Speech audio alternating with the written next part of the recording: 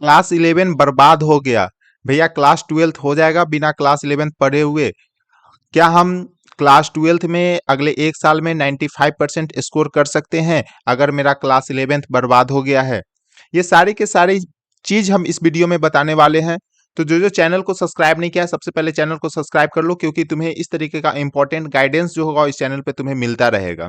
ठीक है, तो देखो सबसे पहले हम तुम्हें अगर बता दें तो 90% जो स्टूडेंट होता है जो पूरे साल क्लास 11th नहीं पढ़ता है, क्योंकि इसका मेन रीजन है कि क्लास 11th बोर्ड नहीं है।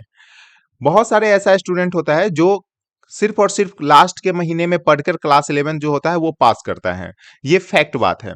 और ये 90% स्टूडेंट जो होता है ये प्रॉब्लम में आता है जब वो क्लास 12th में जाता है। क्लियर है? अगर हम लोग नेक्स्ट बात कर ले तो देखो समझो सबसे पहले कि क्लास 11th एक बेस है फॉर क्लास 12th।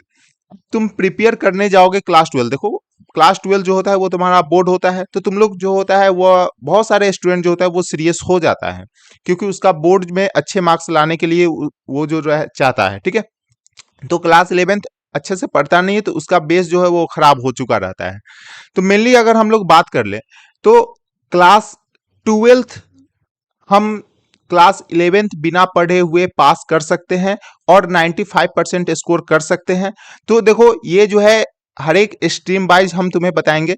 तो सबसे पहले अगर हम लोग बात कर ले साइंस स्ट्रीम, तो साइंस स्ट्रीम में तुम्हारे पास क्लास 12th जो है वह तुम पास कर सकते हो और अच्छे स्कोर भी कर सकते हो क्लास 11th अगर तुम नहीं भी पढ़े हो तो। ठीक है, लेकिन इसके साथ क्या है कि तुम्हें जो है क्लास 11th का कुछ बेसिक चीज तुम्हें जानना पड़ेगा, जो हम तुम्हें केमिस्ट्री और फिजिक्स के लिए हम अलग से तुम्हें हम वीडियो बता देंगे, जिसमें कौन कौन सा चैप्टर तुम्हें पढ़ना है जिसका यूज होगा तुम्हें क्लास 12th में। ठीक है, तो वीडियो को लास्ट तक देख लेना, समझ में भी आ जाएगा, और चैनल को भी सब्सक्राइब कर लेना।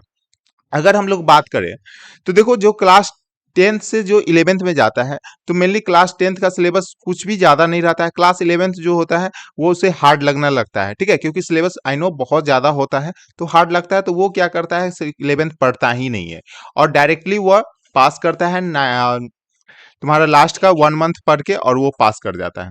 तो क्लास 12th में ऐसा नहीं चलने वाला है।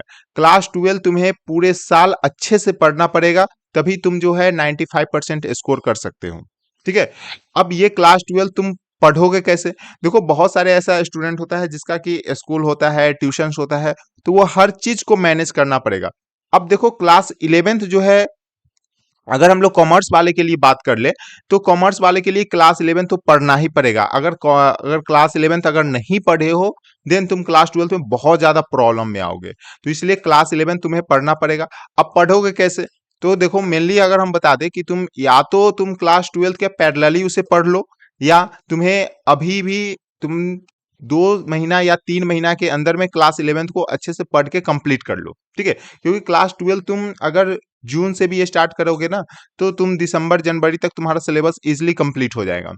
अगर आर्ट्स वाले के लिए अगर हम लोग बात कर ले तो आर्ट्स वाले के लिए भी 11th जो है उतना जरूरत नहीं है, वह क्लास 12 डायरेक्टली कर सकता है। उसके कुछ पार्ट उसे पढ़ना पड़ेगा जो तुम पैरेलली उसे पढ़ के कंप्लीट कर सकते हो।